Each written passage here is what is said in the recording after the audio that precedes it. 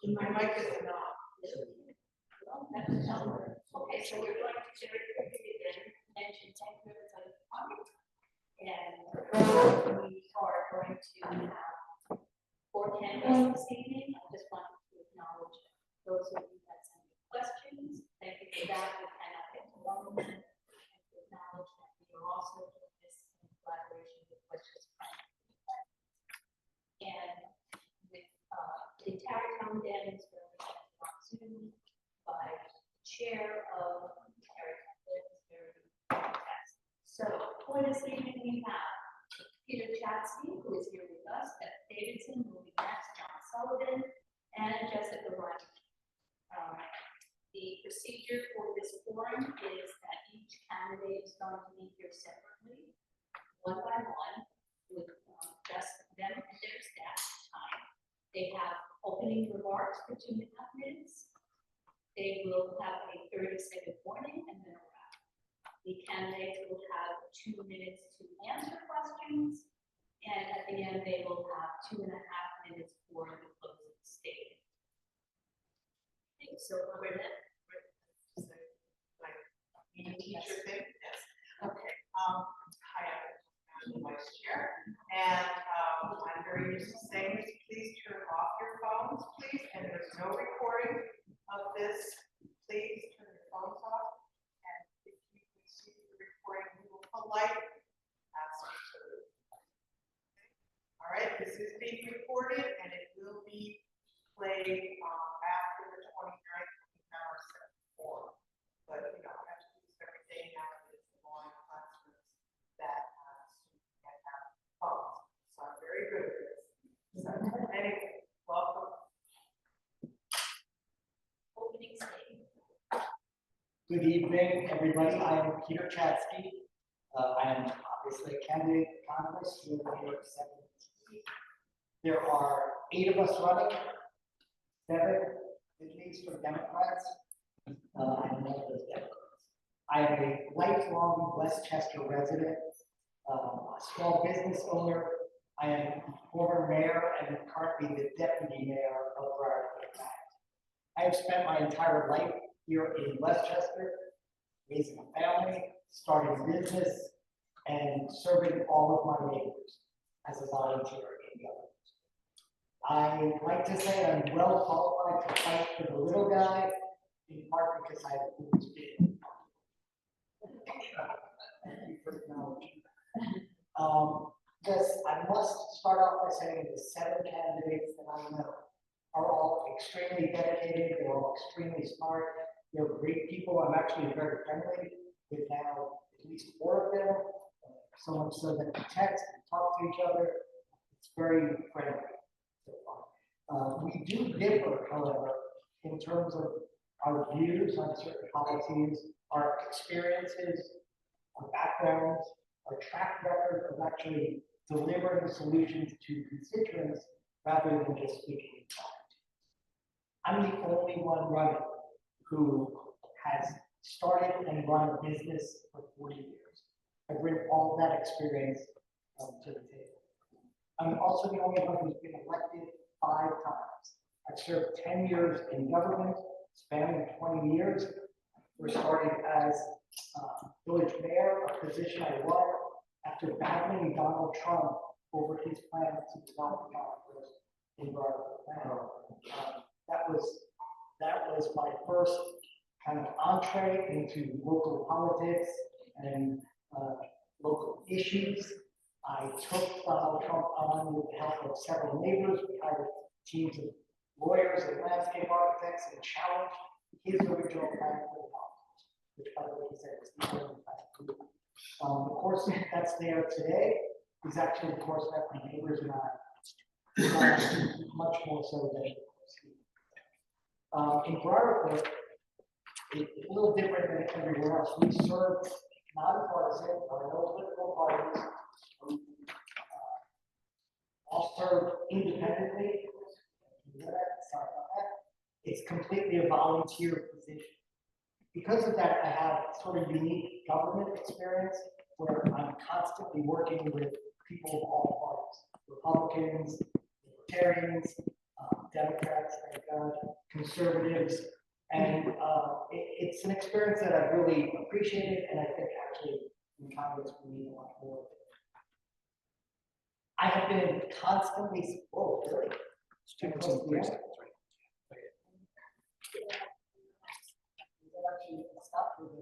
Yeah.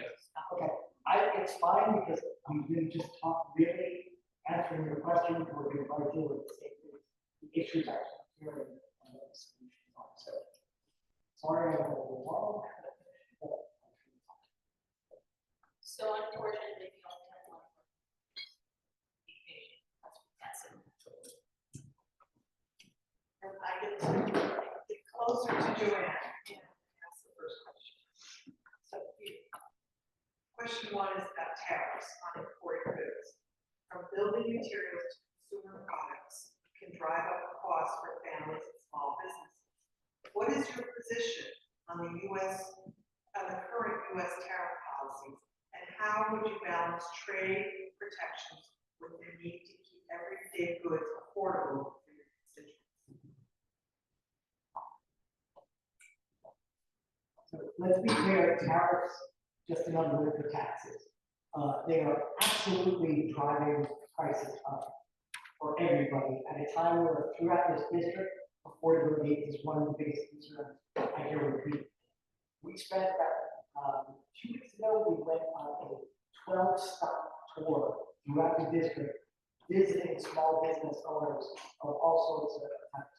Pizza owners, pizza restaurant owners, ice cream shops, which I love, candy store, spoke to realtors. Everybody is reporting affordability is an issue. Running a business is an issue. Margins for business owners are shrinking.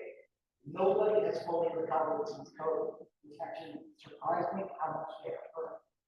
So I think any U.S. policy that is going to increase costs is going to be a problem. It is not going to work. It's not going to not be passed along to consumers. It's a Trump fallacy. We spoke to a bakery owner in Croton who reported her price of vanilla had gone from $15 a bottle to some $200 a bottle. It's incredible inflation. That has to be addressed. Tariffs, not as for that. Yes.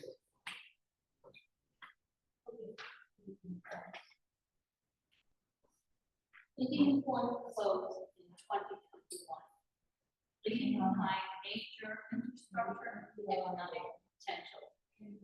There are proposals to restart nuclear operations, introduce small modular reactors, or build large-scale battery storage. As our next representative, how will you approach the future of this site to ensure community safety, environmental integrity, and long-term economic benefit? I think infrastructure and investment in infrastructure is one of the great challenges. It's one of the biggest problems for several administrations. The needs for infrastructure, including electric, including water, have just not kept up with demand. And it's something we need to change the discussion from spending to investing. And I think there are so many examples of this going on now, where the current administration is just trying to chop costs without any recognition that you need to invest for the future of America. Our electrical grid is a perfect example of this. I've actually dealt with Con Ed locally. Con Ed does not fight for the work of the government. You know you're doing something right when Con Ed sues you, which has been our case. I think this is a critical, under-addressed area of America. There was one other question. I would never sacrifice the environmental safety to implement new energy policy. I think our environment is our most precious resource and we protect it.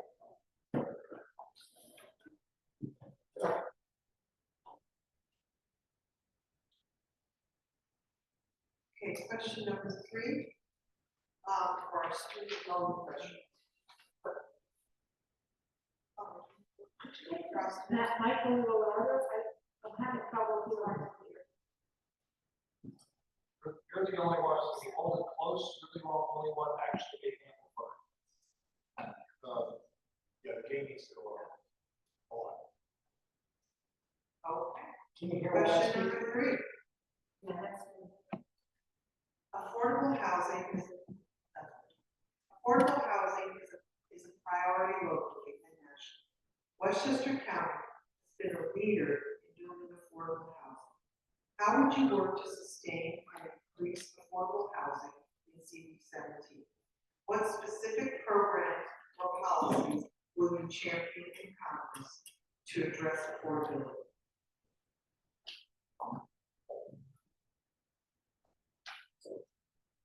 Housing is in my blood. My father was a developer of affordable housing. So this is something I've always had a keen interest in from as long as I can remember being as a boy. We have implemented many policies in our footprint that supplement the county-wide affordable housing act. And we do things slightly differently. Well, we adhere to the county standards. And I have an editorial about this that was just published today in Hudson Gate Lake.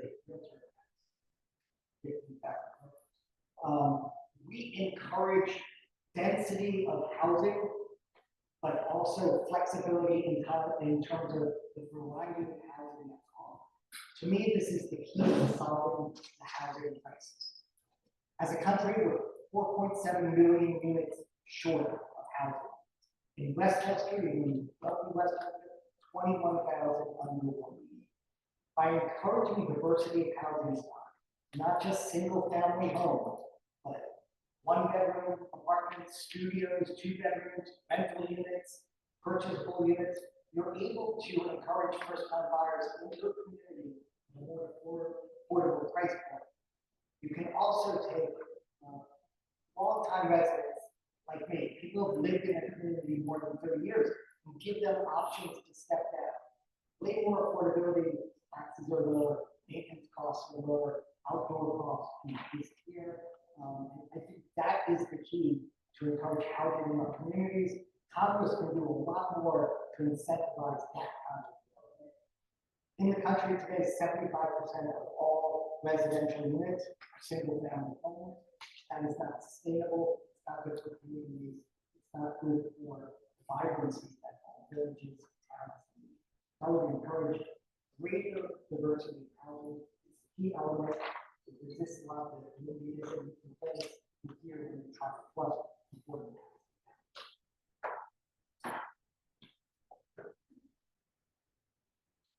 What have you done to help Democratic candidates in CD17 or elsewhere to win in 2024, 2023, 2022? I have always been involved, I've been involved in local government for more than 20 years. Even though Briarcliff runs, as I mentioned before, all nonpartisan, I've always been pretty active in saluting in supporting and saluting all sorts of democratic causes. You know, this is just a question of getting out, getting information out, encouraging people to vote. We've done voter registration drives. Voter registration drives. I think the whole key, one of the biggest keys in beating the longer, is to get the disenfranchised voters who have left both parties. It is roughly 30-some-odd% of the district. Those are the people who have to win back into the Democratic tent, and we have to provide a real vision, offer actual solutions. We're losing out as people are sitting home on the couches, not voting. It's the most important component of the political landscape that we have to win back. And in part, I should say, it's interesting. The Republican, Democrat, unaffiliated percentages exactly to all the percentage point match CD17. So the very races I have repeatedly won are the same political party components that we're going to have to go after.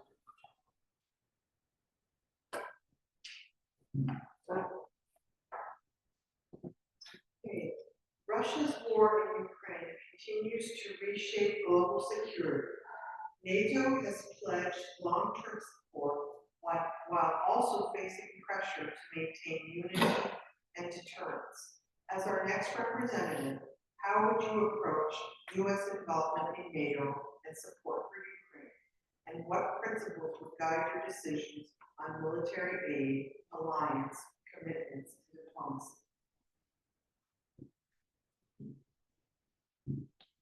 This question is obviously going to be really complicated. We have an obligation to support our allies.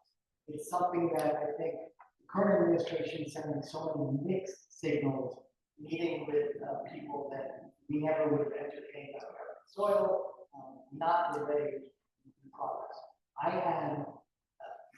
am not a fan of military solutions. I'm a fan of diplomatic solutions. I think we have to do a far better job reaching out to allies and other third parties that can help bring these wars, several of which have lasted way too long. I do believe that America used to be almost the moral authority in terms of humanitarian care, even during wartime. We have seemingly completely lost that. I understand why we're no longer the beacon the whole world turns to, because our leadership is doing a ton of the job upholding the moral values and should be done.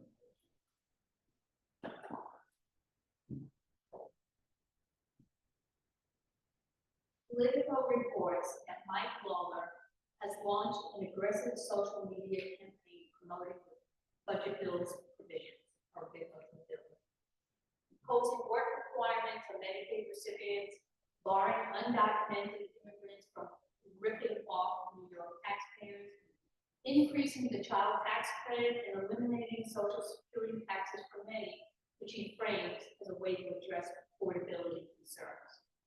How will your campaign strategically and decisively counter this narrative to expose its flaws and offer voters a compelling, clear alternative? Mike Lawler has a problem next year that he really hasn't had in previous campaigns. He has a very clear, well-defined record that he has to defend that is indefensible. I am very aware of his social media presence. I have one as well. He has come after me already on social media. It's pretty early in the campaign to have attracted his attention. I'm kind of proud of that. I have my own tracker, my own Mike Lawler tracker that comes to all of my events. Unbelievably friendly to Jim. He's like, oh, man.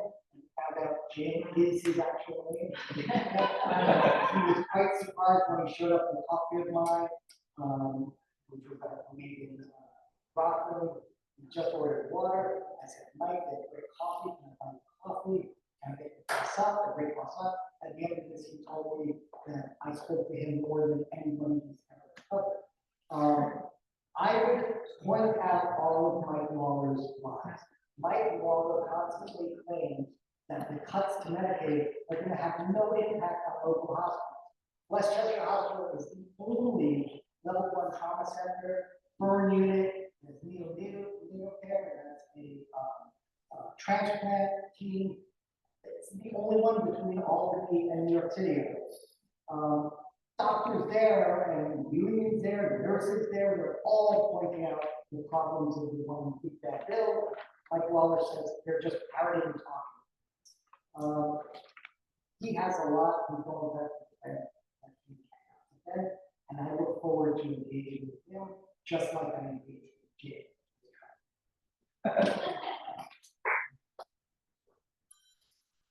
Please turn off your phones, please. Thank you. It's not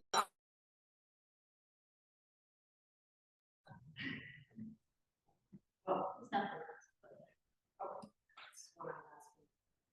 What are the 2 issues voters want to talk about as you travel around the district?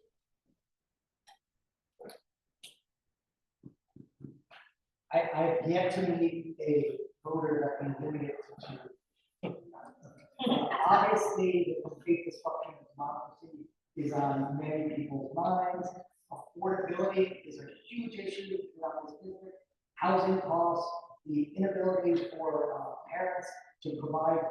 housing for the kids, find housing other than back in their bedrooms after college. That's an issue. The cost of rising uncontrollable cost of utilities is an issue.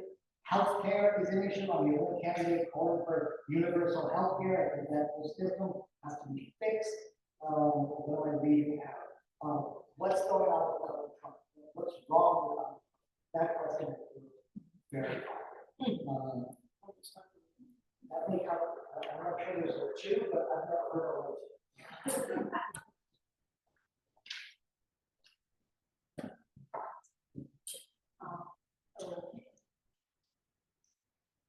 How much have you raised to in support of your campaign, and how much of that amount has been self-funded?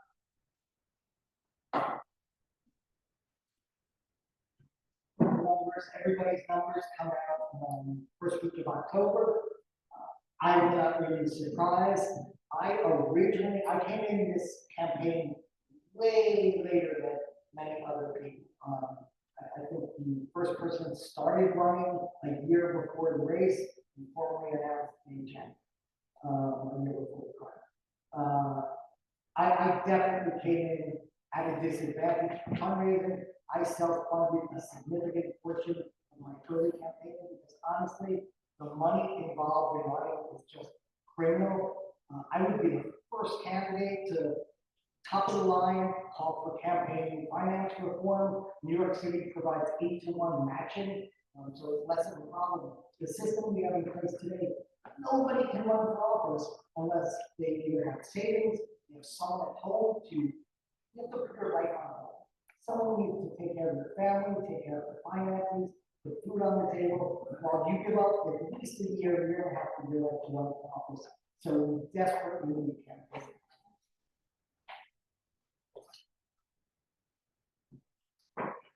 That this time we will have you do your closing statement.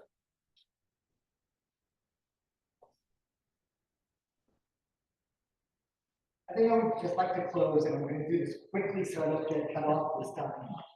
Here's the takeaway that I hope everybody remembers about. There are big differences between our experiences and our track record. The only candidate who's got a toe-to-toe fought Trump directly 3 times. I'm 3 for 3. I have beaten 3 times. I'm the only candidate calling for universal health care. I have delivered housing in my own community. Barclay will have 250 new units of housing over the next 3 years. I have fought Con Ed head-on. I believe that bringing utility prices down is key. Operating as a local monopoly is a privilege that Congress has rights to enforce and demand better services. I am the only candidate running who has been elected 5 times and served 10 times in office, and I have a long track record of delivering to my community. That's something I want to bring to Congress. There are usually 2 types of people running. There are people who speak in platitudes and long promises and visions for America. I'm a workhorse who just wants to enter Congress, solve people's problems, get things done, working with whoever I can to get things delivered. And most importantly, given the key constituency of the 30% that's now unaffiliated, I want Democrats to be proud to be Democrats once again and bring it back. Thank you.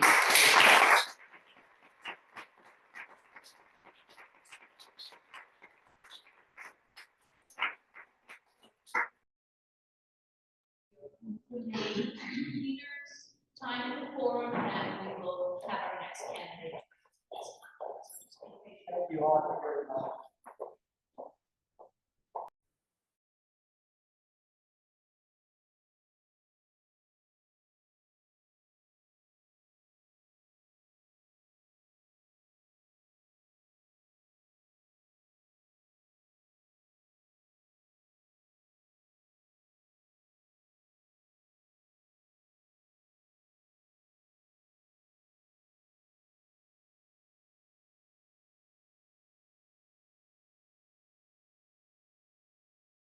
Now, I'm just going to repeat for her benefit, reminding about what our process is for our presentations.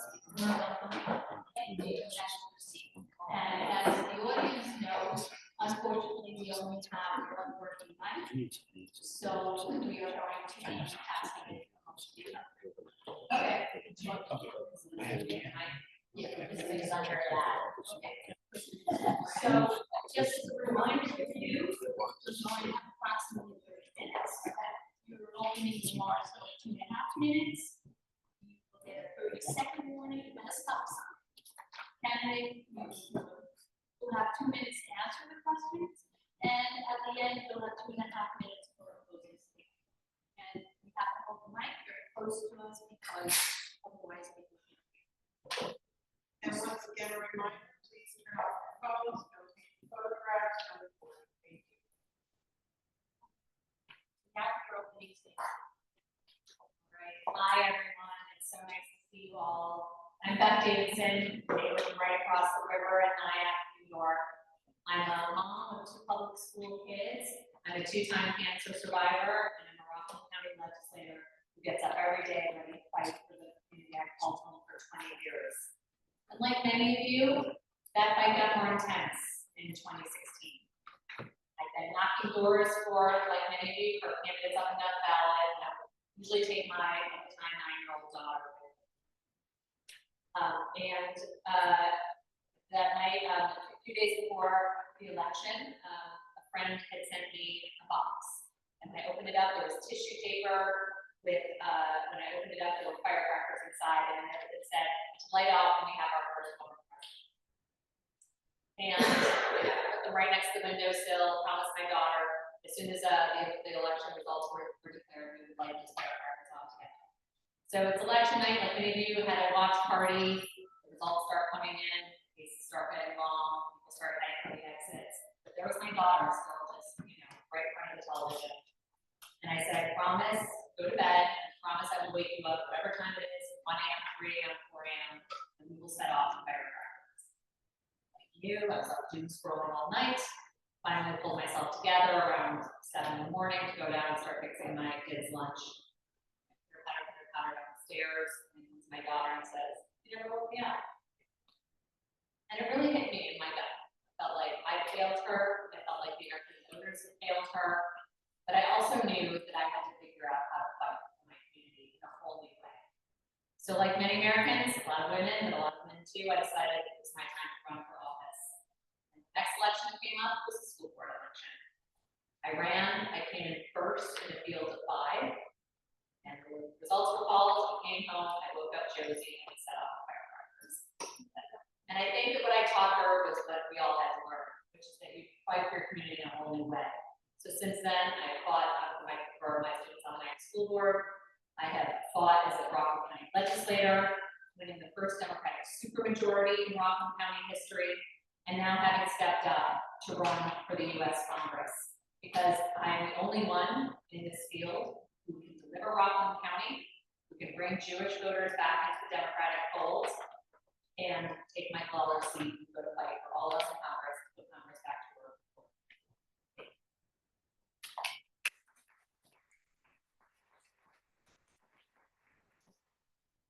I got to ask a question. I'm going to ask you about tariffs on imported goods.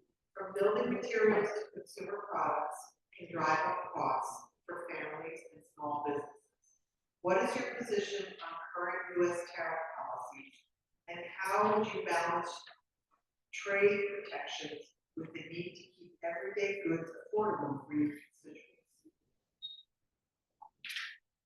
Thank you, and it's a question that we could all ask Mike Lawler, because Congress could end these tariffs tomorrow. The power of tariffs belongs in the power of Congress, and we just saw a few days ago that once again, the Congress voted to just hand those tariff powers back up to the White House. As your member of Congress, I will reclaim a real check and balance on this administration, and that includes by having power over tariffs. Tariffs are hurting everyone. They're crushing small businesses in my community. I've spoken with small businesses who place orders from other countries, label and put everything out, and then a couple weeks later get a bill for $1,000, $1,600, $2,500 in tariff costs. They're raising the prices on school supplies at an all-time high, prices for new parents. We need to roll back the tariffs that are hurting our families and make their costs more affordable. And then also we need to create more jobs here at home. And I appreciate that you brought up the cost of building goods. I'm proud to be the only Democrat in 2023, two Democrats that was endorsed by the building trades because of my stance on housing and the materials that would be needed to build housing will just go up and up, which is also the driver of the price of housing. And I'm sure we'll get to that as a question. That's another huge challenge facing us here. And across the board. Indian Point closed in 2021, leaving behind major infrastructure and economic potential. There are proposals to restart nuclear operations, introduce small modular reactors, or build large-scale battery storage. As our next representative, how would you approach the future of this site to ensure community safety, environmental integrity, and long-term economic benefit? Thanks for that question. I serve as chair of the environmental committee on the Rockland County Legislature and the water task force of the Rockland County Legislature. And that's a unique body that is co-chaired by myself and the county executive. So bipartisan and the only commission that we have that is both county administration and legislature. So this is something I'm thinking about and working on all the time. I'll say that I passed the first countywide resolution opposing Project Maple, which is a pipeline expansion that would go right where the Indian Point, right? What could possibly go wrong? And come up through Stony Point, our historic battlefields, and dump a dirty air compressor in the town of Brown, disproportionate health impacts and underserved communities in that area. So I was proud to pass that first countywide resolution, also with a letter opposing it, signed by all 12 of my county legislators to the governor. You've heard there are rumblings of Voltec thinking about putting nuclear or some kind of operation back in Indian Point. So we're working on putting together a royal opposition to that as well. Nuclear energy has some potential where it's appropriate. It's certainly not Hudson River, it's certainly not here in South. We have so much potential with our water rights and with renewable energy, which I'm wholly in favor of. We already have 2 solar fields in my town of Clarkstown, and working to expand that even more. And only with responsible clean energy jobs, which again, Mike Waller voted to cut away energy tax credits, which eliminated a lot of those jobs and a lot of those projects. So when we take back the power first, we will put money back into those tax credits and create those good jobs, good jobs.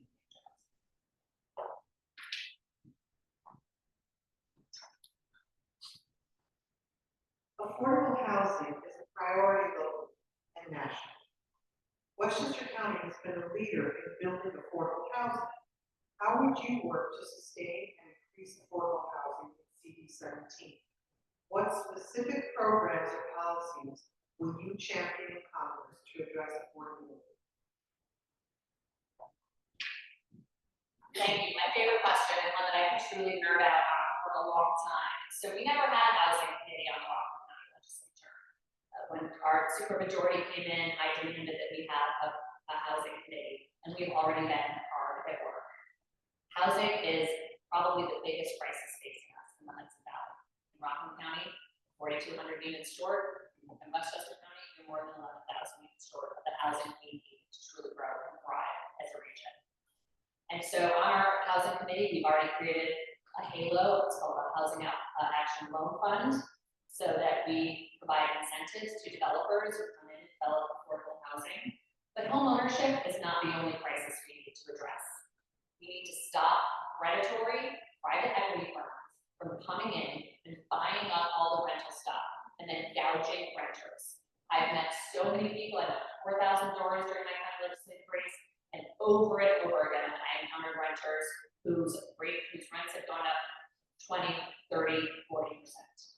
And that is what's driving out migration from the Hudson Valley, is that people can't afford to live here.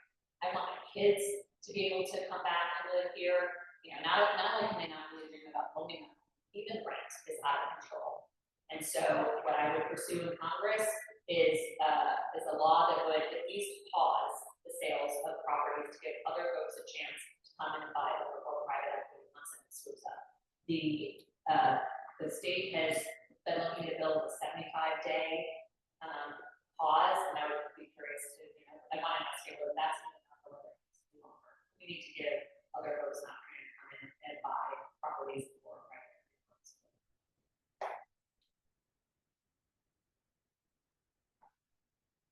What have you done to help Democratic candidates in seat 74 elsewhere to win in 2024, 2023, and 2022? Thank you for asking. So I've been a member of my first-time Democratic committee for a long time. And as you know, that involves walking petitions for yourself to get on the committee, and then obviously walking petitions for your other candidates. And I do that every year. It's a really important way to meet your neighbors, to show your support for your Democratic committee. And honestly, when I'm in a group at a meet and greet and people say, I'm in such despair over this last election, and what can I do? I say, join your local Democratic committee. Everyone needs bodies, everyone's tired, everyone needs support.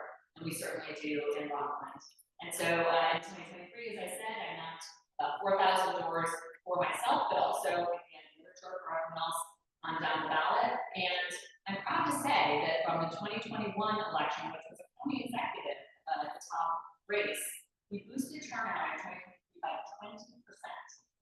49,000 votes in 2021. And with all of our slate and how organized we were, walking and doing turnout, talking about issues that excited voters. How we were going to have a clean action plan. How we were going to do our part at the county level to protect reproductive rights by establishing a buffer zone. What we were going to do to prevent gun violence, a law that I campaigned on and passed within the first 8 months of being elected. The common sense gun safety bill. That's what excited voters, and I believe that's why we're able to boost turnout by 20%. This year, we've already been out knocking doors for local candidates in Rockland. We had summer volunteers over the summer, Francesca knocking doors for candidates in Mount Pleasant, and up in Putnam County as well, their town board and kind of legislature candidates. So it's really important as a local elected official myself, and how important local races are. So we've been doing as much as we can to support those races, because that's how we're building for next year.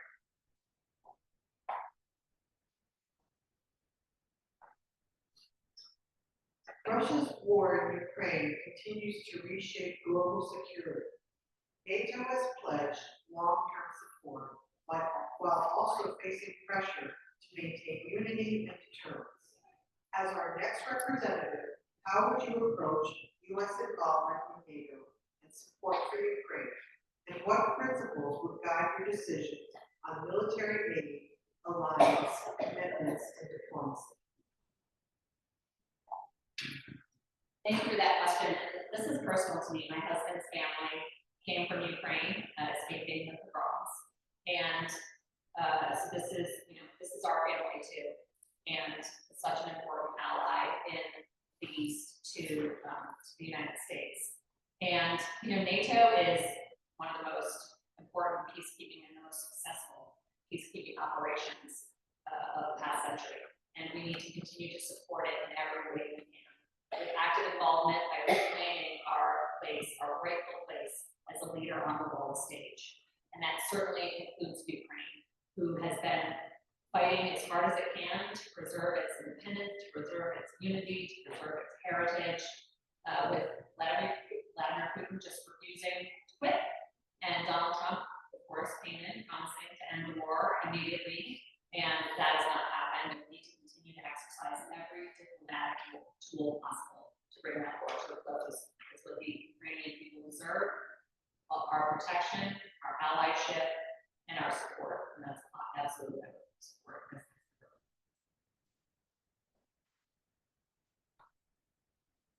Political reports that Mike Mueller has launched an aggressive social media campaign promoting the budget bill's provisions are big and ugly.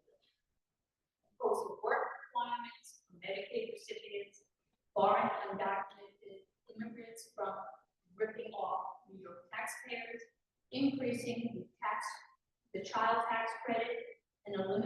social security taxes for many, which was framed as a way to address affordability concerns.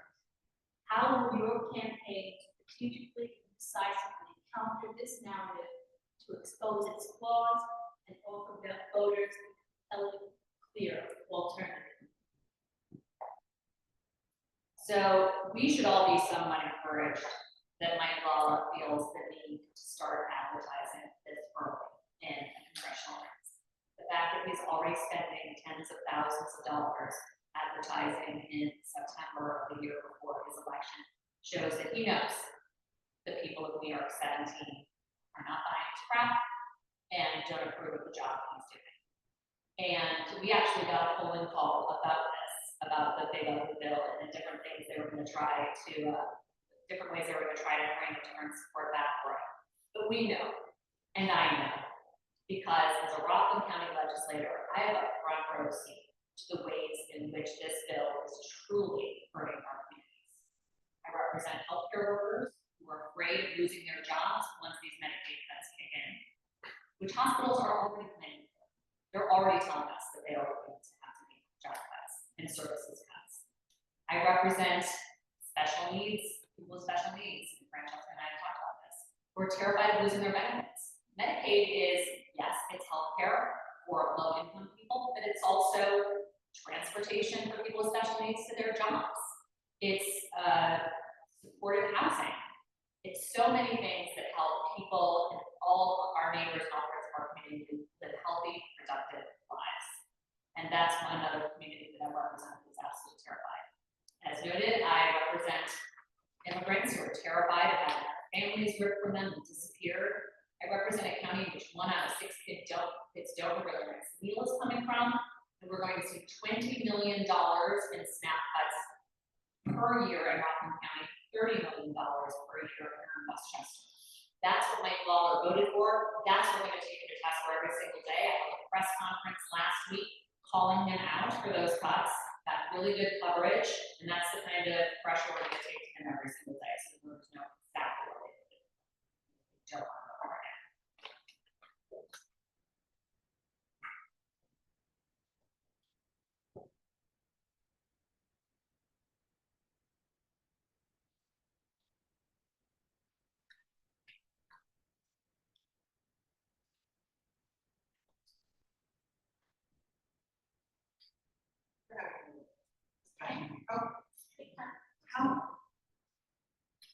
How much have you raised in support of your campaign? How much of that amount has been self-funded?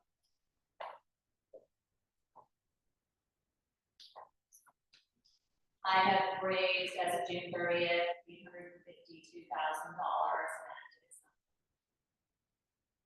and it's average 13,000 contributions with an average of $65.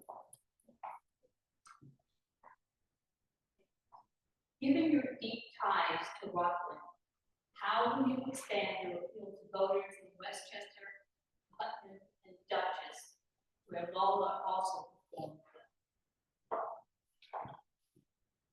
Thank you, and I do appreciate that question. I am, excited to be your Rockland County girl and ready to deliver those votes for you. I will say I belonged to a synagogue in Westchester for the last 12 years, Beit Shalom, served on the board for 3 years and had a great base from Westchester that I've only been able to grow since then. I see a lot of familiar faces in this room already. Hopefully you've seen me at a rally or at a house party, and if not, let's talk after. I'd love to come meet with 10 or 12 of your neighbors in a backyard or coffee shop, but I've really seen a lot of you already because I am spending a lot of time here in Westchester getting to know your various communities even better. And we share so many of the same issues. So I'm so excited to get to work on clean water. We both have PFAS and PFOA issues, forever chemicals that are polluting our waters, and that I have a lot of experience getting to work on already. As I've already noted, we have a housing crisis. We have a healthcare crisis. Both of our hospital systems, Westchester Medical actually does own one of our hospitals, which is a safety net hospital, and we're going to have to get to work, again, restoring those cuts in this next Congress so we can preserve those hospitals as places of preventive care, not just emergency care for those who don't have insurance. And And so, with the many issues that I share and others that you'll continue to share with me over the next few months, I'm ready to be a congresswoman for every single person in CP 17. And as the Clement, as I said, we've been up there a lot, knocking doors for other candidates, and having been together as much as well.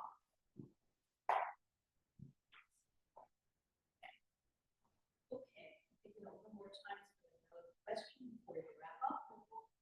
Student loan debt continues to burden millions of Americans, affecting economic mobility and delaying major life decisions. What specific federal policies will you support or introduce to help address this debt and make higher education more affordable going forward? So the last administration certainly took the right step forward in the student loan forgiveness program. But I can't tell you how many people that when I spoke to them and they said, oh, my student loans, and I said, I thought they were forgiven. Well, their student loans were bought by another company or another bank, and they have them rolled over, and so that no longer applied. So we actually needed to go further down the road and figure out how to help those folks whose loans have been bought by other companies. And as someone who has a child in college now, and another one on the way, I certainly appreciate how expensive this burden is for families. And then we're not even talking about grad school. And so what we're seeing in this big ugly bill is the capping of borrowing that families can do, and particularly, well, for one thing, cutting Pell Grants that help kids afford college, low-income kids. And then also, pretty much everyone else these days that has to borrow, that loan level is now capped at $100,000, which means for grad school, which means that you'll have to have means or come up with the money some other way. That means we're calling winners and losers. It can become doctors, it can become lawyers. I mean, everything we talk about in healthcare, this is not the time to be shrinking the pool of potential healthcare workers and clinicians that we have in this country. So that's absolutely something we need to turn around right away. And the fact that every single one of these cuts we've talked about tonight has been to give tax breaks to Mike Lawler and Donald Trump's billionaire donors is outrageous. It's disgusting, and it's the #1 reason we have to take back the House next year, and why we're all going to do it together. Well, now is your time for your closing statement. I wish I could walk around even a little more, but I want to thank you all for having me here tonight, Joanna and Francesca, and I see Jane Silverman, our Council Chair, here tonight too. When you look around our country today, especially the last week that we've had, the last few weeks, the last few months, I can't even pinpoint, when this all began, except Donald Trump took office. It is easy to feel overwhelmed, and it's easy to feel hopeless. But things are not hopeless, and we are not hopeless. We here in this room are going to do something, and that's keep Mike Lawler. Can't stop Donald Trump's dangerous agenda unless we flip New York 17 and take back the House. And we see that not just anybody can beat Mike Lawler. I was asked to run for this seat because I've proven that I can run and win in the parts of this district that matter most. And we know that Mike Lawler and Donald Trump are only going to make things worse, and we have to beat him next year. And when we think about what we want to accomplish, what we want to do together, it starts with what we all do in this room, and that's getting out and knocking doors and taking back the House of Representatives. I've proven that I can bring to what I bring to the table is I've already delivered the Rockland County Democratic Party.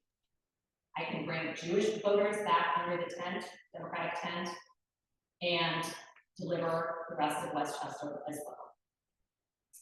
And when we think about what we want the world to be and what we want this country to be, I'll tell you, I got really inspired over summer taking my kids to the National Parks out West. And at the end of the day, one hot day, my kids were crapped out in an RV, and my husband and I were home last night. And we found ourselves in the Zion National Park Museum in front of a display about the national parks. And my husband then turned to me and said, the national parks were created by an act of Congress in 1916. Can you imagine Congress doing something like that today? And I said, yes, that's why I'm running for Congress. This is not the moment to feel defeated. This is not a moment to think small. We have the best universities, the savviest entrepreneurs, the smartest small business owners, the best technology and innovation anywhere in the world. We have the smartest young people, and I'm not going to tell them their futures are limited. I'm not going to tell them this democracy is failing. We are going to think big and do big things to take back our country and save our democracy.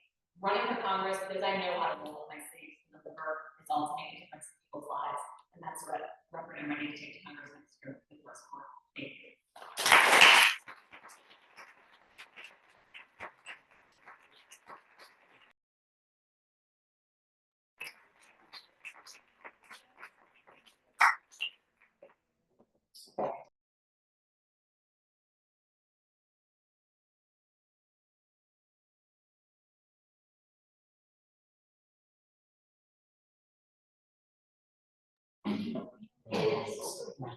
John Sullivan.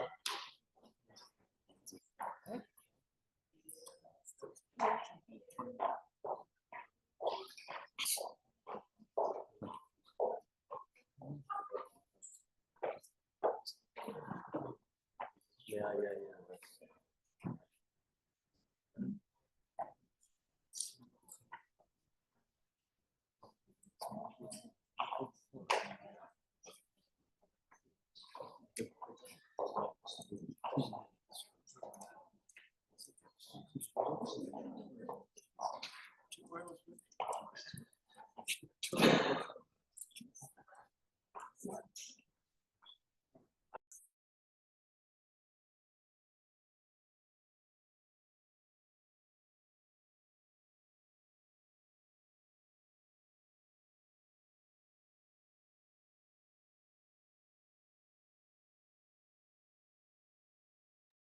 So I'm just, each time reviewing process with the candidates, they had the information, but this is a reminder. There'll be approximately 30 minutes. Your opening statement will be 2.5 minutes.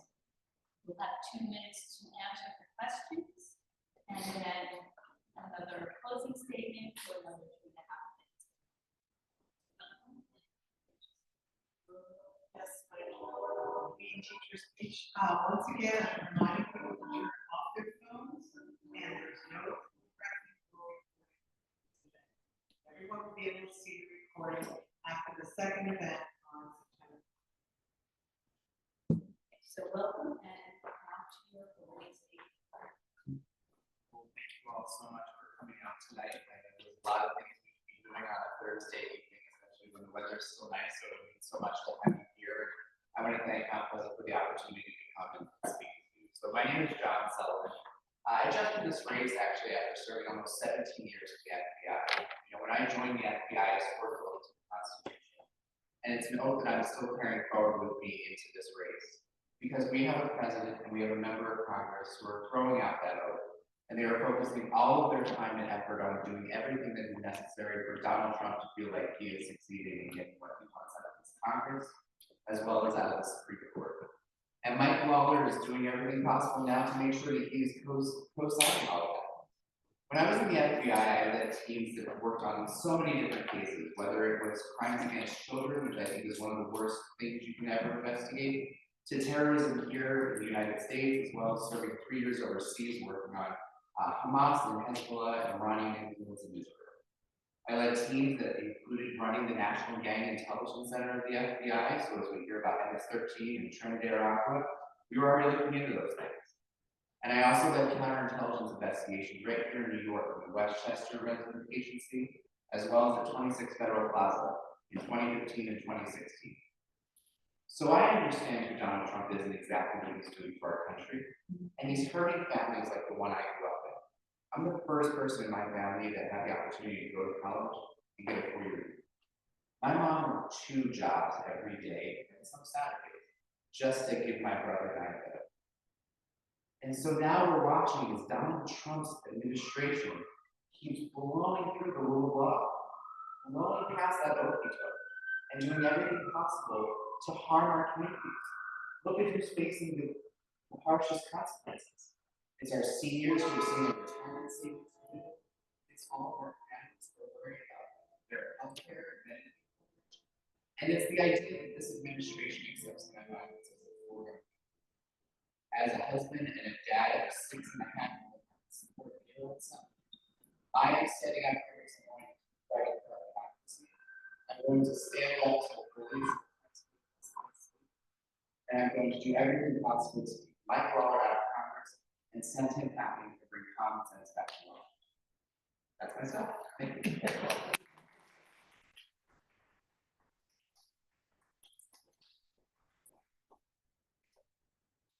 Tariffs on imported goods from building materials to consumer products can drive up costs for families and small businesses. What is your position on the U.S. tariff policy, and how would you balance trade protections with the need to keep everyday goods affordable for your constituents? That's an excellent question. I actually was spending some time in grocery store shopping recently, and I don't know if you probably think about this, but running for Congress means lots of different events and going from 7 a.m. sometimes in the morning all the way until 11 o'clock at night. And coffee is particularly important in getting through those days. There is a 50% tariff on coffee. Coffee prices are going up. That is absolutely insane. The number of people in our country who depend on having a cup of coffee in the morning, this is what we're choosing to tariff. But it is a very serious question. We should call these tariffs taxes, because that's exactly what they are. We do need to talk about balancing things, particularly when it comes to building materials. Housing costs are going up. We know housing is a major crisis, but at the same time, these tariffs are driving up those costs even more, over almost $9,000 a year to build a new house. That's challenges that we are facing in our community. But we also need to find a way to understand that Congress has to regain the power that it has as the power of purse. We have a Congress right now that has abdicated its authority. So when I go into Congress, what we're going to do is we're going to start having those conversations about how Congress is going to control the purse strings. The president can identify different trade deals or ideas that he wants to go out there and do, and he has that right. But Congress will determine how those funds get allocated, and whether or not those funds are harming our communities. Right now, we haven't heard anything from Mike Lawler about those tariffs. He promised that he was going to intervene if they kept going. I'm still waiting for that intervention 6-8 weeks later. Where is he? He's willing to go out there and tell us to move on from things like FC, but he's not willing to tell the president to stop these tariffs and that they're hurting our economy and they're hurting our country. And they're hurting our community right in the Hudson Valley. So I'm going to go in there and very first day, we're going to talk about how we're going to repeal those tariffs, how we're going to take back the power of the purse string. We're going to do everything possible to actually intervene when Mike Lawler has.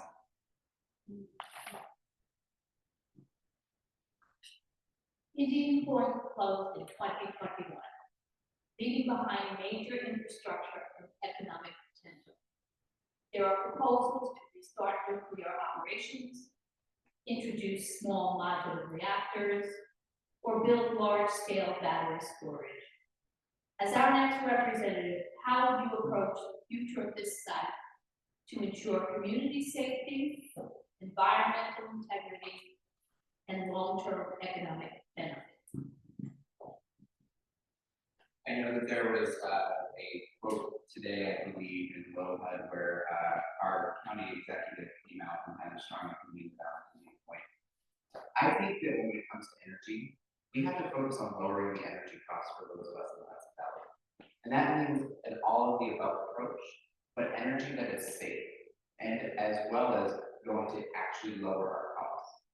I've been doing a little bit of studying on this and talking to folks who are particularly passionate about this, because I do think it's important to understand that some of the things when it comes to nuclear do have impacts, whether it be environmental, raising the temperature of the water, and impacting wildlife, as well as what to do with the waste.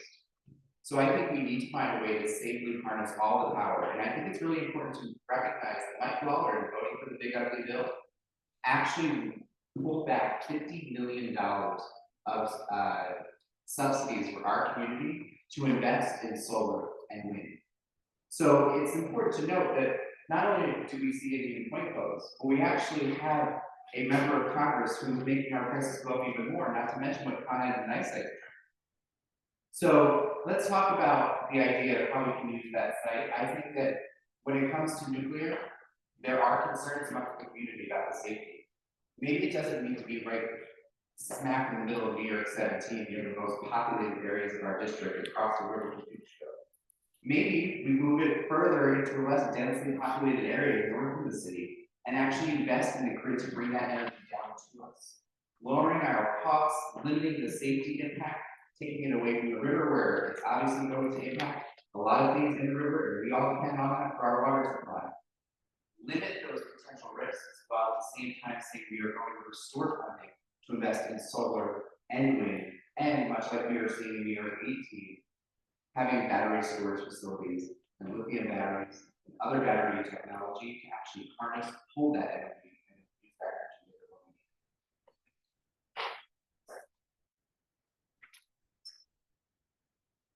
Affordable housing is a priority locally and nationally. Westchester County has been a leader in building affordable housing. How would you work to sustain and increase affordable housing in CP17? What specific programs or policies will you champion in Congress to address affordability? So I think when it comes to affordable housing, we have to recognize that there is a bit of a rift when it comes to what is truly affordable housing and what is housing that is maybe particularly an area of mixed use or other areas. I think we have a housing crisis, but I think the tariffs in particular are driving up the costs. And so I think when we go into Congress and start working to remove a lot of those tariffs, it will make it cheaper to build more affordable housing. I also think, though, at the same time, we need to be having conversations with our local community leaders, because the last thing we need is a member of Congress to go to Washington, come back and say, here's your money, build your affordable housing. I think we need to be having those conversations with our legislators, and that's why I have been working so hard during this period of the campaign to actually focus on this November's elections. Because we need to have strong local leaders who understand their communities and are actually looking out for their best interests. As a member of Congress, my opportunity is to bring home those resources, bring home the money to actually help fund those projects, but not to dictate where those projects will be. I think it's important to recognize that we have a lot of areas here in Westchester that and Westchester has led the way, but a lot of our villages and infrastructures can't actually take on the additional large-scale projects that we're witnessing in Yorktown, where they're building so many buildings on a one-lane road, and there isn't going to be a traffic light. Our infrastructure will suffer if we don't work with our local community leaders to identify those sites and to identify exactly how much is needed. I also think that when it comes to affordable housing, we need to be talking about truly what makes it affordable. It is bringing down the costs, and so we're going to bring down those costs by building more of it. We have to understand that our communities need to be consulted, because obviously not every neighborhood, not every area where we may have more densely populated areas is possible to build affordable housing. I also think that it's important to note, though, that if it's going to be affordable, it needs to be accessible. And by that, I mean accessible to a lot of mass transportation that will be dependent upon folks being able to actually go and make money and then afford that housing. What have you done to help Democratic candidates CP17 or elsewhere to win in 2024, 2023, and 2022? I can also tell you about what I'm doing for this November in 2025. So here's the challenge of being an FBI executive. One, you don't get to pick where you live all the time. You also don't get to be politically active. Signing up a voter to register, barred, not allowed for the hijack. Knocking on doors to campus, not allowed. The only thing I could do was vote and donate. That's all.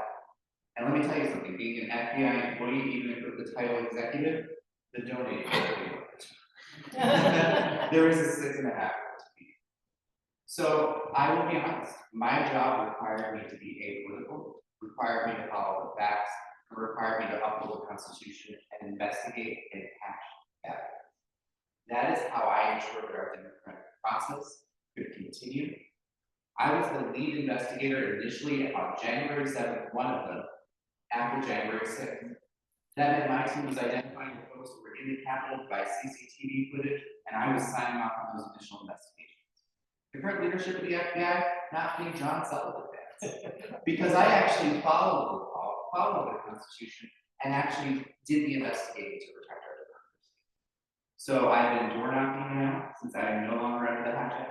I have been calling, I was just with Mike Perrietti in Rockland County last night for his event, taking a video with him to use our social media and the little platform we have to pump up and tell people about that phrase. I've been in Putnam, I have been throughout the county, knocking on doors with Janet in your town. I'm doing everything I can now because I honor the role that I had and the rules that were placed around it. I did the best I could to preserve our democracy and keep it going. And now that I'm taking an active role in being a part of that democracy in that process, doing everything I possibly can to make sure that we're not just focusing on CD 17 in 2026, but we're focusing on CD 17 in 2025, because that's where we actually end up winning.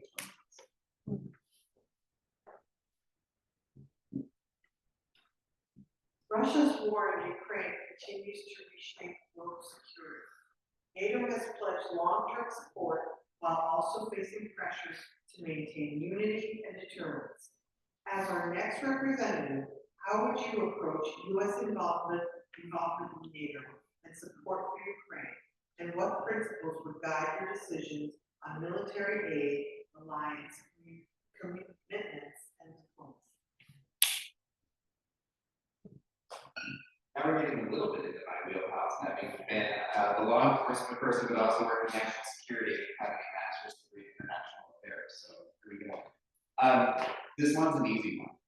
We fully arm and enable Ukraine to win this war. When Donald Trump came into office, he cut them off the knees. He is bartering and playing games with the future of a nation as well as a region, all because of who can give him the shiniest little object and make him feel the most appreciated. When we actually give funds or arms to Ukraine, what we're doing is we're giving them the surpluses that are in our stockpile, sending it to them, and then spending that money, the value of those, here in the United States to develop newer weapons.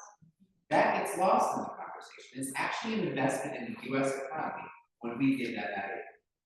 We are also giving them a lot of the technology that they have been using recently to prove that it's particularly effective. Jake Sullivan was just talking about how we led the way with Ukraine on the drone that they have since perfected and shown to be particularly useful, especially on the front lines and into Russia.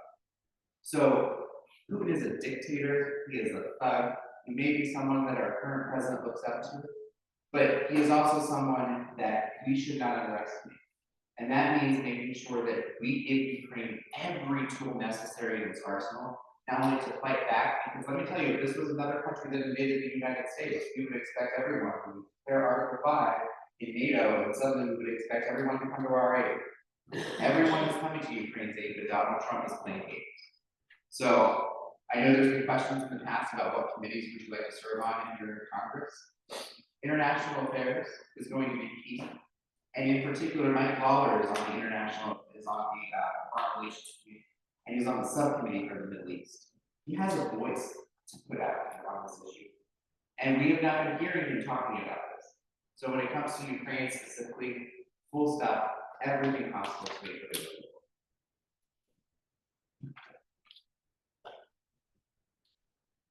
Political reports that Mike Lawler has launched an aggressive social media campaign promoting the big ugly budget bill provisions, some of which are imposing work requirements on Medicaid recipients, barring undocumented immigrants from, quote, ripping off New York taxpayers, increasing the child tax credit and eliminating Social Security taxes for many, framing this as a way to address affordability concerns.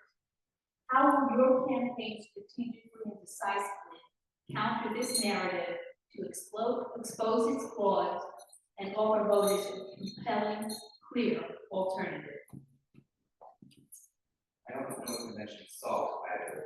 He's been doing a really good job of putting out these campaigns and these ads saying he's protecting Medicaid, he's giving everyone SALT. He leaves out like 5 years ago, way go back to $10,000 ago. Elon Musk and those with the private jets still get the $250,000 taxes. Mike Lawler is an operative. He is astute at how to lie and lie effectively. So you know what doesn't work? John Sullivan getting on a commercial that is going to cost billions of dollars, or even on a YouTube video, and saying Mike Lawler is lying. No one's gonna believe that. But what will work is one of you getting on that commercial, and me interviewing you and saying, how is Mike Lawler's big, ugly, beautiful, whatever you wanna call it, bill hurt you? And where am I talking about? I just did an event at Sunshine Home Care in Rockland County. They're one of the largest providers of home health care here in the area.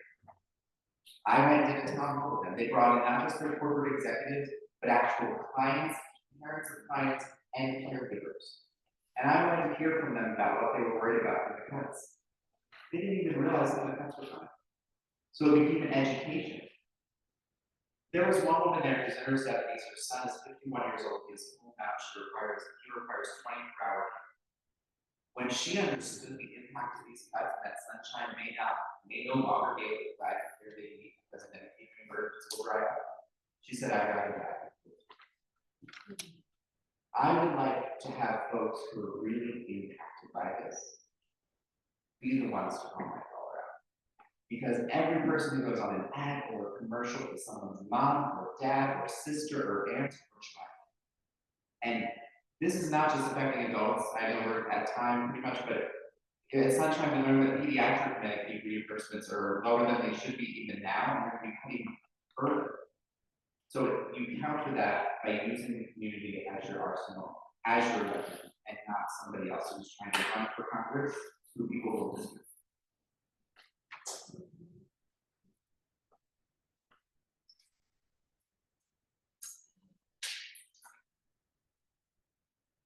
How much have you raised in support of your campaign, and how much of that has been self-funded? Not even a dollar, self-funded. Listen, working in the FBI and the public sector, it's not exactly a place where you go to fund your campaign. Jumping into this race, it was not on the bingo card, it was not. Current events call for me to get involved. Call out how much less safe Donald Trump is making our country. It also impacted my family directly because my husband worked for USAID. And right around when I chose to be at the FBI, he became unemployed. So self-funding is not enough. What I will say I was very humbled by is when I launched this campaign, we were kind of building it as we were launching it. Because of the hat jack and wanting to make sure there was great for my federal service. We kind of reached out and appealed to the public, both here in the district and truly across the country, saying, this is my background, this is who I am. I'm running to take out this horrible member of Congress. Please help me. We raised in the 63 days that I was in the race, our first quarter, over $300,000. I was like gobsmacked. That's more than most people can dream of ever making in a year, or in 2 years, or in 3 years. And the idea that it was funded through small dollars less than $100. So we have people who truly believe in the message, who truly believe in my background, who truly believe that I have the capability and willingness. Look, I've taken on a lot of guys, some tough guys, and some criminals.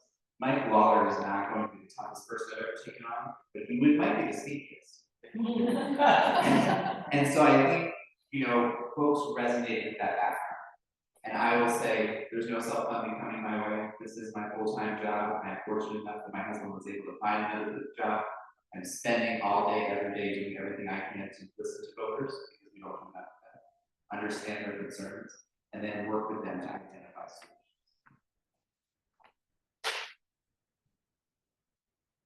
Student loan debt continues to burden millions of Americans, affecting economic mobility and delaying major life decisions.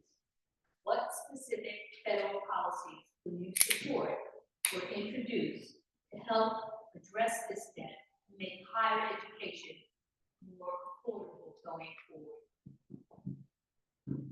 I will say we need to make higher education more affordable, but we also have to make sure that trade schools and other specialty schools are also being more available. I don't think that when we have that conversation about affordability of higher education, we have to talk about those other key industries, because look, there's a lot of things I learned in college, but I did not learn how to change a pipe or rewire electrical. So we need to make sure we have those folks, but student loan crisis is huge. I am a product of somebody who's able to go to college thanks to student loans. My parents saved a little bit, but the majority of it was either financial aid, student loans, or what was given to me by the school. And I paid off my student loans, my son's 6 years ago. I just finally paid them off. And I had the ability of having a really great interest rate just because of the time that I went to school. It was like 4.5%. My brother, who was 5 years younger than me, when he went, it was 13.5. They are gouging student loans. They are using it as a money maker. And when you declare bankruptcy, which a lot of folks have done in the past, it is now protected as the one thing that will never get wiped away. When you pass away, if you're married, it can actually be transferred to your spouse to pay for that education that you got 65, 70 years ago. A friend of mine has her PhD, which she didn't pay for, she got scholarships for. She has a master's degree, a bachelor's degree. There was no money saved. It was all student loans, even spending money, and she did work in school, but it wasn't enough. Her student loan payments to this day, she is 41 years old, 40 years old, is over $1,500 a month. And her projected payoff date is when she is 68. So what will I do? I will support policies that allow folks to go into certain professions, whether it be public service, nurses, teachers, doctors, whether it's firemen, police officers. We need to repay that. We need to repay their student loans, particularly after they serve a period of time. I know there was a federal program for it, just wasn't always honored. And if I could just say the last thing I would do is I would also be having conversations about what your firearms are. Because you know what, that was the one thing that stopped his administration from the court. And Donald Trump has just showed us that we don't need to do that anymore. So we get together, we have a bipartisan solution, because that is what is crippling folks making it possible to afford the first one. You've operated behind the scenes for years. How will you transition into a public-facing campaign that energizes voters and builds trust?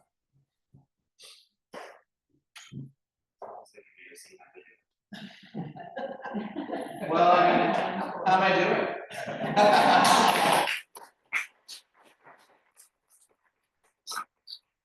So, I will say there was a growing period. Going from John Sullivan, executive at the FBI, John Sullivan, worker at the FBI, John Sullivan, you should never be named, known. My first job was actually fully for 2 years undercover, walking around in shorts and a t-shirt on the streets of DC undercover. This has been a change. I have been able to get up in front of folks at the FBI and talk to 1,000 of them, and we could talk and great, and go get a coffee, and then we get paid at the end of the day. But coming out and talking to folks about that experience has been a change, but it's also been one of the most rewarding things I've ever had. One, it's important to be a voice for those who are still there, who are fighting that fight every single day. It's also important, though, to be here as someone who said the government could work better, and we can make it better, and I know how to make it better. And Donald Trump is getting in the way, and Mike Lawler is co-signing every attempt when it comes to trying to make the government work better. So it is a unique sort of twist to go from no name to suddenly you have a website with your picture on it. But in a lot of ways, I think it particularly prepared me for this moment. Whether it was working the southern border, or working overseas in Israel, or working on terrorism here in the United States, or the National Land Intelligence Center, or being the lead for Pension before you even knew what it was or how it was spelled. I'm going to bring all of that to Congress. And so what I'm saying is, I'm hoping I'm energizing you with that background, with that experience, with that readiness, and the willingness to fight. Because look, as I mentioned, I've sat across from really scary people in the past. I'm not underestimating how hard it is going to be to beat Mike Lawler. But bring up any one of those issues on the debate stage, and I'm going to look at him and say, while you've been talking about it, I was actually doing it. So I'm now ready to go do it in Congress, and you can go be a political hack. We'll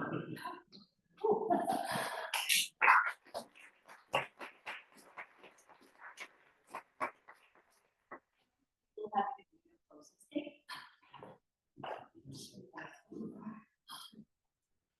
Thank you all again.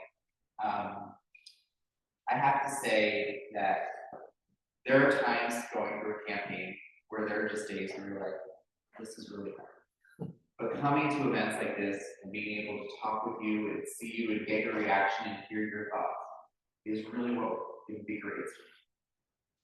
This campaign is going to go through a lot of days between now and not just the primary, but the general. And what I'm going to keep doing is sharing my story and getting out and talking to folks. I said there's no cafe too tiny, no living room too small. I will go anywhere and everywhere. Because Mike Lawler seems to be everywhere and anywhere. And when we get through this primary, I know, and I have sworn it to my fellow candidates, and I know they've sworn it back, that when I win, they're gonna all be there to support me. Because what we're gonna do is we're gonna make sure we actually beat Mike Lawler. That is the key. And if one of them gets through, I will be right there championing them and doing everything possible. But I think it's important that we never forget what this campaign is about. It is not just about Mike Lawler. It is not just about Donald Trump. Because if that is the plan and that is the playbook, we lose. This is about three things that we learned in my listening tour, public listening tour. It's more meetings and conversations across the district. This campaign is focused on three things: affordability, safety, and accountability. And I will just say, when it comes to accountability, I am running for a tough job. I am not running for you. I am ready to come back here every single weekend, sit in the park or a cafe or a room just like this and say, how can I be better? What should I be doing? And then go back to Washington on Monday night and do that work. And it's not submitting a report card every 2 years, it's doing that every week, and then doing all the good I can, and saying, you know what, I've done what I can, it's time to go live under the laws that I've passed, and give the opportunity to the next person. It's also not going to Congress and trading in stocks and becoming, that's absolutely absurd. But when it comes to safety, it's bringing that background, that experience of protecting not just this country, but our communities from some of the worst predators and criminals. And it's also going and saying no more when it comes to gun violence. We need common sense gun reform to build up the Biden administration. We need background checks, more red flag laws, and we need to do everything possible to get assault weapons off our streets. Because having shot those weapons, they don't belong in our communities. And on my son's second day, first grade this year, before he met a PD teacher of the art class, he had a lockdown. That is the world we're living in now. So, affordability piece is healthcare. I know I'm at time, so all I will say is thank you so much for having me tonight. Would love to have further conversations, and thank you to both of you and all about pleasant response.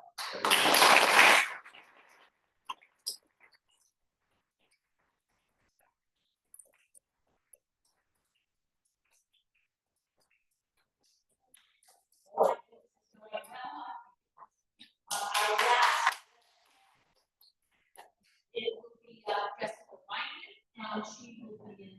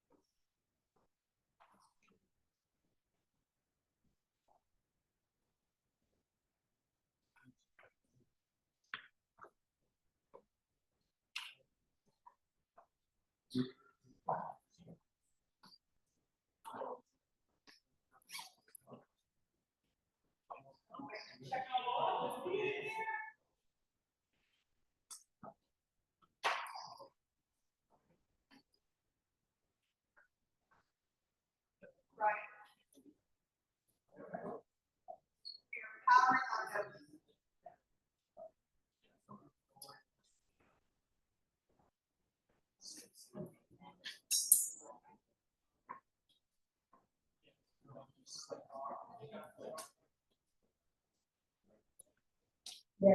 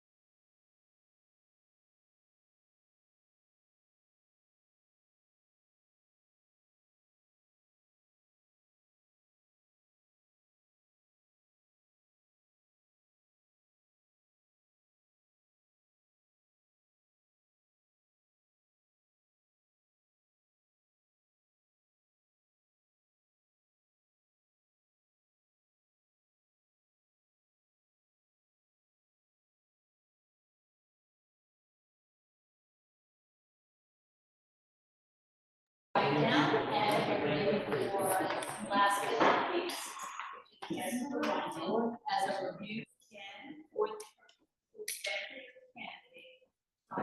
We have approximately 30 minutes, and we're only stating 2.5 minutes.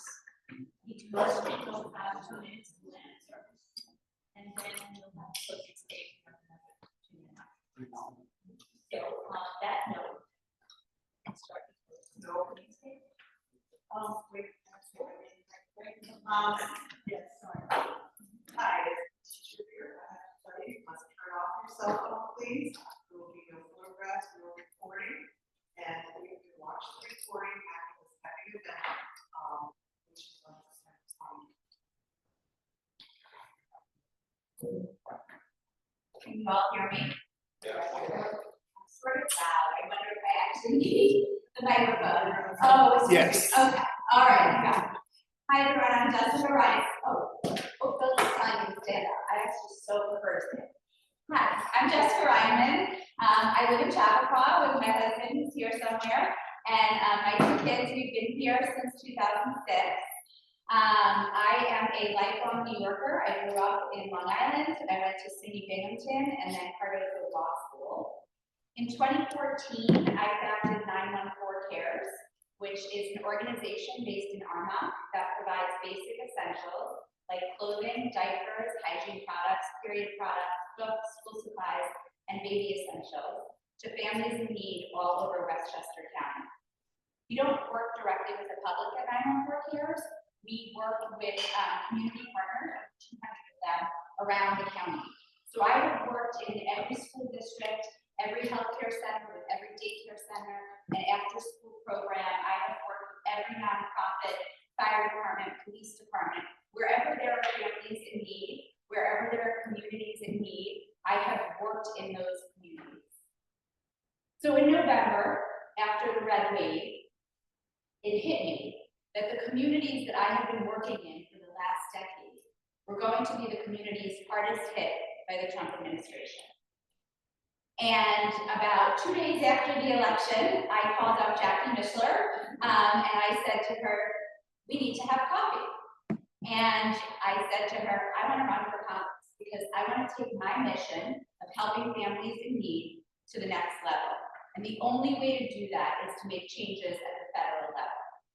And so I was the first person to file my campaign committee on January 7th of 2025. And I'm running because I think that the voters are looking for somebody different. For the last 2 cycles, we have ran tried and true elected officials, and they've lost. And I think voters are looking for somebody different. They're looking for somebody who has worked in every single community. They are looking for somebody who's a collaborator, who's a problem solver, who's a lawyer, who understands the constitutional crisis that we are now finding ourselves in, and they want somebody who's listened to them before, helped create solutions before, and is going to do that again for them in Congress. Thank you.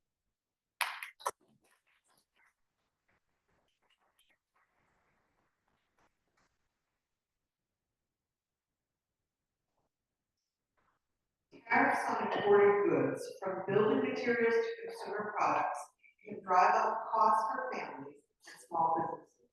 What is your position on current U.S. tariff policies, and how would you balance trade protections with the need to keep everyday goods affordable for your constituents? I love that question, and I love the way that you phrased it. So obviously we're out and about campaigning, and we're talking to everybody from the people who purchase the items to the importers who import them. And these tariffs are having a negative effect on every member of the economy, whether it be the person who is bringing them over here, the person who is selling them, or the person who is buying them.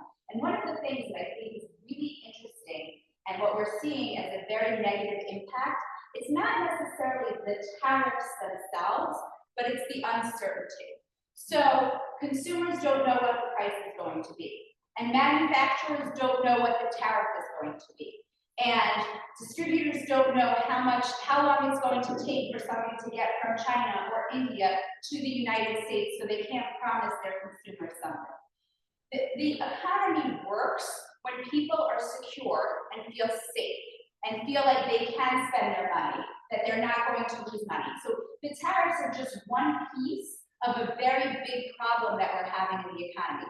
They are adding cost to basic essentials. At 914 Cares, we have seen almost a double in price for the strollers and car seats that we purchased for our baby bank program. And that is not only because of tariffs, but it's also because shipping industries are moving more slowly because they don't know when their tariffs are going to hit, if their tariffs are going to hit. They don't know if something is going to happen from the time it leaves China until the time it gets here. A really interesting conversation I had with somebody today. She's from India, and she said, I came here because I wanted a better life. And now my Indian brothers and sisters are being tariffed so badly that the communities there are suffering. It's not just hitting us, you guys, it's hitting everywhere. And the global economy is what makes us all tick, and we have to fix it and make sure that we can count on what the price of diapers will be.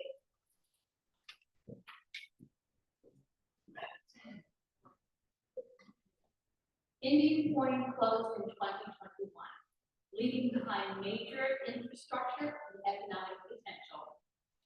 There are proposals to restart nuclear operations, introduce small modular reactors, or build large-scale battery storage. As our next representative, how will you approach the future of this site to ensure community safety, environmental integrity, and long-term economic benefit? You can't have a nuclear reactor in Westchester. So that's just a hard no. Right now, Indian Point presents two major problems. One is environmental hazard, and two is what do we do with the property. I spent a lot of time talking to environmentalists around the county in particular in Peekskill, where the majority of the issues with Indian Point is really hitting them hard. And what my opinion, and after speaking with a lot of the experts, is that we have one of two choices there. We can either build some sort of solar field where we bring energy in, that would bring jobs to the region as we're building it, or we could do a battery storage plant. Both of them hinge on figuring out how to get rid of that nuclear waste and making sure that the nuclear waste isn't either a terrorist target or an environmental crisis. And they can't figure that out yet. The EPA hasn't been able to figure it out. Westchester County, the state government, we haven't been able to figure out how to get the current nuclear waste out of there. And before we can build anything on site, we have to make sure it's safe because we don't want to send people in to build battery storage or to build a solar farm and then have them hit something. We also have the pipeline underneath it, which is really dangerous. So there's like a whole lot of considerations. We can't just make one decision.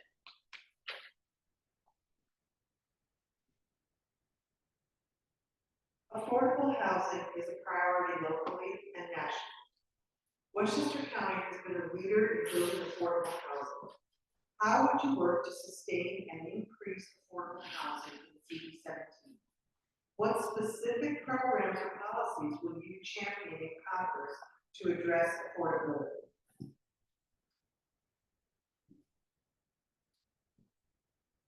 I've spent the last decade of my life saying this statement, and I will say it over and over again. Everybody deserves to live with dignity and respect.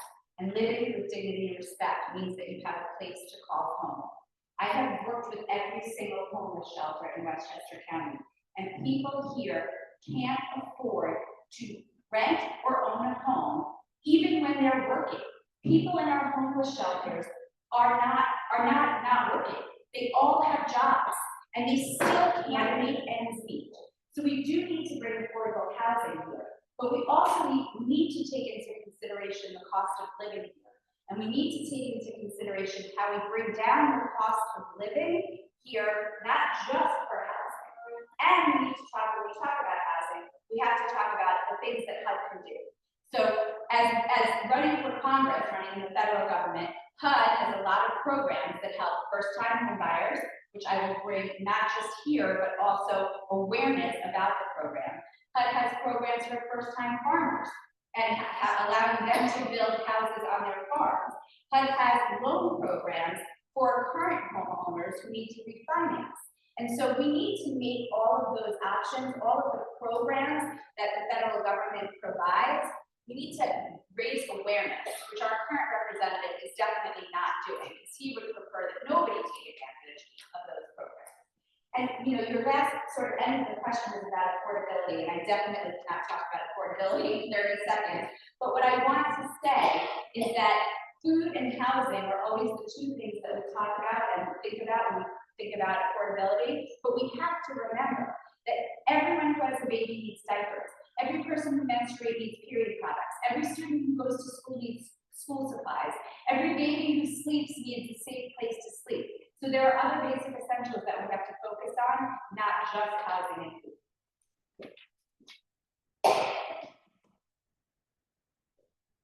What have you done to help Democratic candidates in CD17 or elsewhere to win in 2024, 2023, and 2022?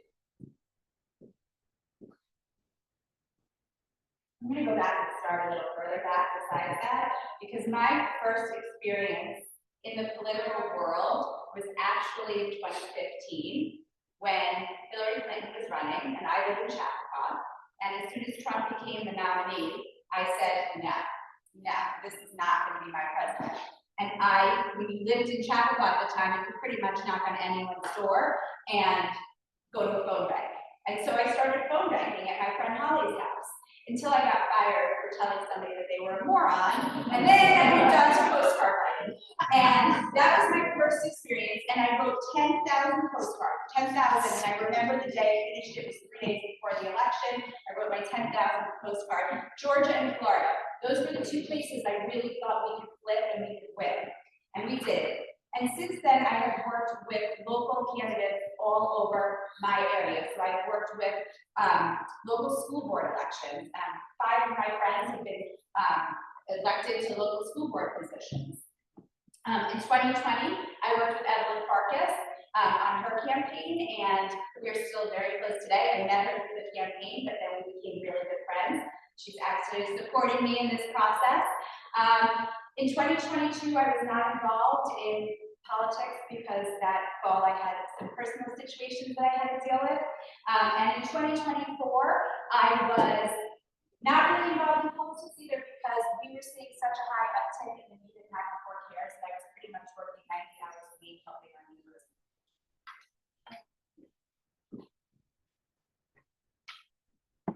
Russia's war in Ukraine continues to reshape global security. NATO has pledged long-term support while also facing pressure to maintain unity and deterrence. As our next representative, how would you approach U.S. involvement in NATO and support for Ukraine?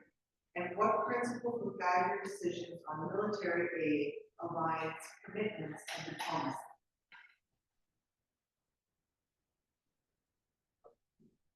Ukraine is the last stop before a new USSR. And we all know that that's what Putin wants. Putin wants to restore the USSR.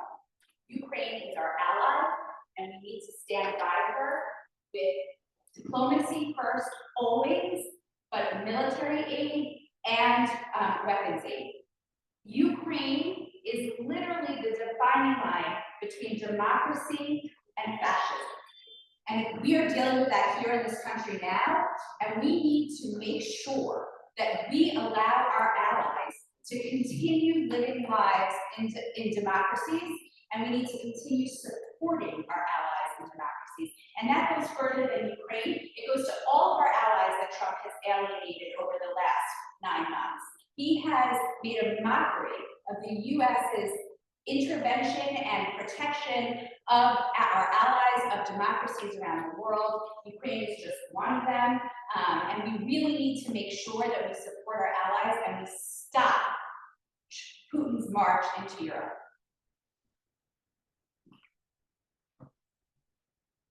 Political reports that Mike Lawler has launched a progressive social media campaign promoting the big ugly budget bills provisions, including some of which are imposing work requirements on Medicaid recipients, barring undocumented immigrants from ripping off New York taxpayers, increasing the child tax credit and eliminating Social Security taxes for many, which he frames as a way to address affordability concerns. How will your campaign strategically and decisively counter this narrative to expose its flaws and offer voters a compelling, clear alternative? First off, I never call anything what Trump wants us to call it. It's a budget, and that's how we're going to refer it. And let's start first with how the campaign is going to combat it. We're going to combat it with facts and stories. And that's what actually works with voters. When voters hear that the largest healthcare agency in Westchester County had to lay off 68 healthcare workers by the end of February because of the budget and because of what was coming down the line, you know what, when healthcare workers get laid off, they're not rich, they're going on the social programs that are being cut. So we need to combat that with stories of these healthcare workers that are now on social safety nets. We need to combat it with stories of immigrants whose families have been removed from this country. I need to talk about immigrants for a second. We're talking about this budget bill, because really what Trump has done and what Lawler hasn't done anything other than say, yes, sir, may I have another. But what Lawler and Trump have done is they have made immigrants our patsies. They have said everything that's wrong with America is the immigrants' fault. Now, for the last decade, I have worked in every immigrant community in Westchester County, and our immigrant community is the backbone of our community. They are the people who are the healthcare workers. They are the people who are cleaning up the snow on our front lawns and mowing our lawns and taking care of our grandparents and taking care of our children. That's who our immigrant community is. I am so unbelievably angry at the hateful rhetoric that this administration has put on them. People who I've known for 10 years are scared to leave their homes. They leave their, people who are second and third generation Americans who just happen to look Hispanic are walking around with their passports. That is not okay, and we need to fix that as soon as possible.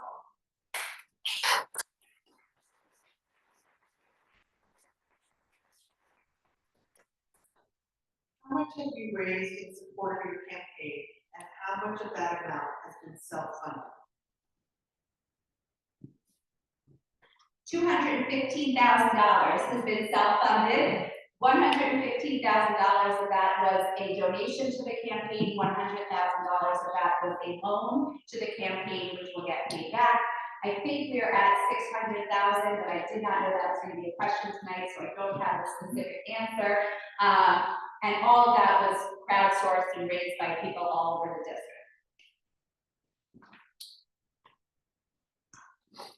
Student loan debt continues to burden millions of Americans, affecting economic mobility and delaying major life decisions. What specific federal policies will you support or introduce to help address this debt and make higher education more affordable going forward? Well, as somebody who went to SUNY Binghamton and then took out loans for law school, I totally understand student debt. Been there, done that, paid off my loans after my second child was born, had a fantastic celebratory lunch with one. Nobody should not go to the school they want to go to because they can't afford it.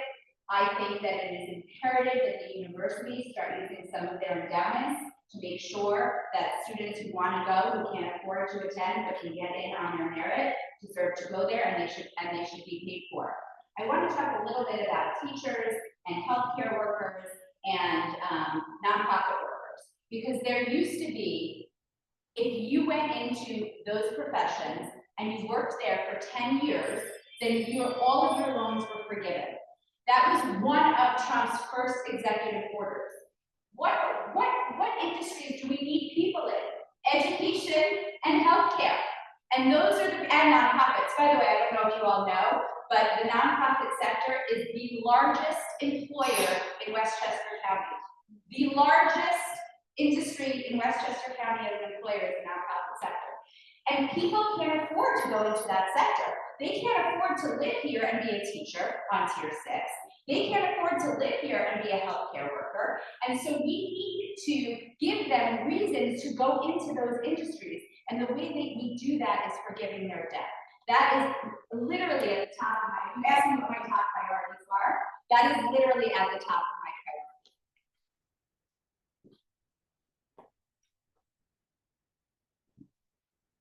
Board of Election record showed you enrolled as a Democrat in 2018. At the last forum, you indicated you enrolled as a Democrat in 2016. Can you reconcile this? So we have board of elections and stuff that we can share with all of you that shows me as a registered Democrat in 2017.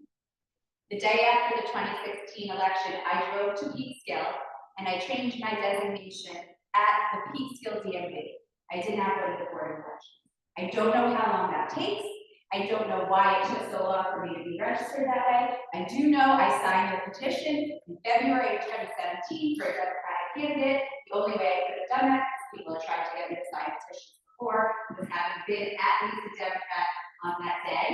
So I don't know what the discrepancy is, but I know that I drove there the day after the election, as I promised my husband I would, in Trump. Okay, at this time, you can do the closing statement. Oh, that's so good. Well, here's the thing, guys. Oh, you guys, you mean? Yeah. Sorry, I'm so loud, I'm not used to it. Okay, here's the thing. The most important election of every single one of your lifetimes, and each of you are all different ages, is in June of 2026. That is the most important election of your lifetime. Why do you think this?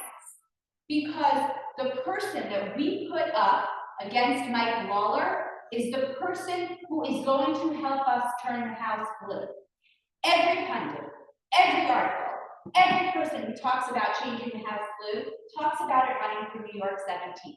So the question is, and my answer and my closing is, why am I the best person to beat Mike Lawler? And I have a 4-point plan, but I'm sure I'm not going to get through all 4 points. So I'm going to start with the most important one. I have been working in this community for our voters, for our communities for the last decade. I know what they need. I've given them solutions to their problems. I've listened to them, and I have worked with them. Number 2, I am the only candidate running that has significant ties to both Westchester and Rockland counties. Obviously, I live here. My husband was raised in Rockland County. Until 2 years ago, his parents still lived there, and we celebrated every single holiday. Lastly, because I know he's going to hold up the sign soon. Lastly, and most importantly, I don't have a political history. So when Mike Lawler and his operatives come after me, which we all know they do, we know that he has government-paid people go after candidates. When they come after me, what are they going to find? That's a question that is important for you to know. They're going to find, yes, I was a Republican. I think that helps me beat Mike Lawler. They're going to find, yes, I help undocumented people with the basic essentials they need in life. Yes, I am an advocate. Yes, I am a collaborator. Yes, I am a lawyer. Those are all the things they're going to find out when they go into my background. They're not going to find any mention of anything political because that's not who I've been. I have been a nonprofit executive working to help our families in need survive and thrive. And that is what I am going to do in Congress. And that's why I am the best person to beat Mike Lawler and the reason why you should vote for me on June 23rd, 2026. Thank you all so much for coming out tonight.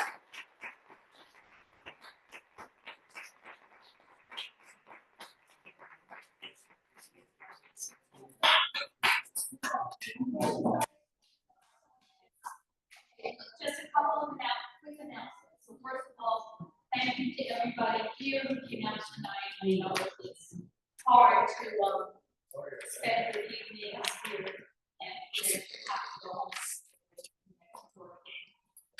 We have a second forum, and also, okay, thank you on Zoom for all of you who Zoomed in. Hope that you found this evening.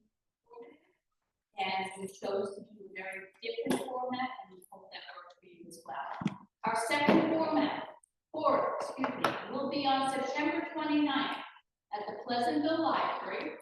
The Pleasantville branch of the Mount Pleasant Library. It is in Pleasantville. And it will be from 6:30 to 8 p.m. The reason for that is the library closes at 8 p.m. So if you're planning on coming to that in person, please be sure to be very timely. So thank you everybody for coming, and go home and enjoy what the rest of the evening that you have.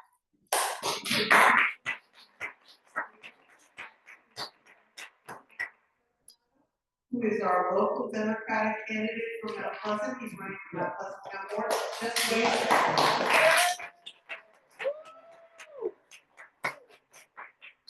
Just to remind you that the three remaining candidates are Debbie Phillips Daly, Kate Conley, and Michael Sachs. So please, if you can't attend in person, please do Zoom in. And as Jessica, as Greg Chester mentioned earlier, this forum and that forum will be put online after the September 29th date, so everybody can see it at their leisure. So thanks again for coming.